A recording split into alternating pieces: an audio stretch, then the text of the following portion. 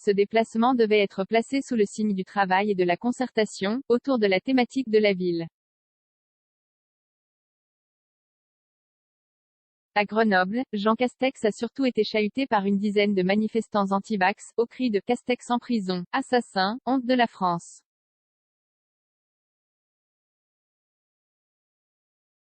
Il a aussi fait face à des habitants se plaignant de bâtiments dégradés, d'appartements infestés de punaises de lit et de la fermeture des commerces de proximité. Le quartier se meurt, on n'a plus rien. Même pour aller à un bureau de tabac, on doit faire plusieurs kilomètres, lui a lancé une habitante. Vendredi, le maire écologiste de Grenoble, Éric Piolle, avait fustigé ce déplacement, d'une brochette de ministres qui viennent faire une réunion qu'ils pourraient faire à Paris, et qui prennent les villes de France pour un zoo, à 70 jours de l'élection présidentielle.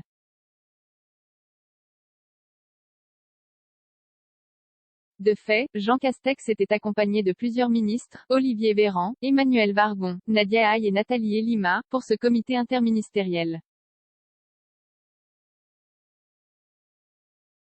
Les vacances apprenantes prolongées, mais le Gersois n'est pas du genre à se laisser démonter.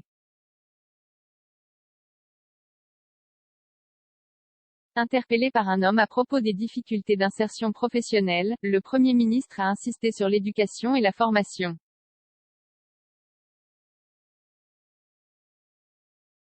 Il a annoncé étendre et renforcer la cité éducative d'Échirolles-Grenoble, et labelliser 74 autres cités pour en arriver à un total de 200 sur tout le territoire.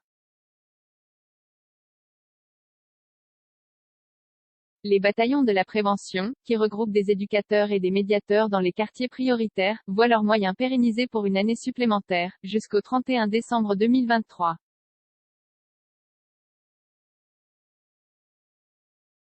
Nous faisons tout pour que tout le monde ait les mêmes chances, à condition de se donner les moyens et se donner la peine. Mais la République s'occupe de tout le monde, a-t-il promis à un habitant du quartier des Essarts, tandis que le modèle des vacances apprenantes va être pérennisé pour l'été. Recoudre la nation, à l'habitante qu'il interpellait sur les commerces, le Premier ministre lui a répondu, comprendre qu'il y ait de l'exaspération, des attentes.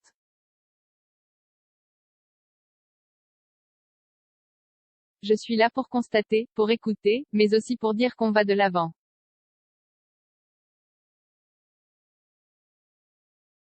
À la rencontre des élus locaux et des habitants des quartiers prioritaires de la politique de la ville des Essarts et de la Villeneuve à Échirolles, Jean Castex a réaffirmé l'engagement de l'État dans les territoires, pour améliorer la vie quotidienne de nos concitoyens. Le comité, qui se tient un an après le dernier organisé à Grigny dans l'Essonne, avait pour but de constater les avancées, des projets de rénovation urbaine, associatifs et éducatifs lancés grâce à un investissement supplémentaire de 3,3 milliards d'euros, dont 1,1 milliard provenant du plan de relance.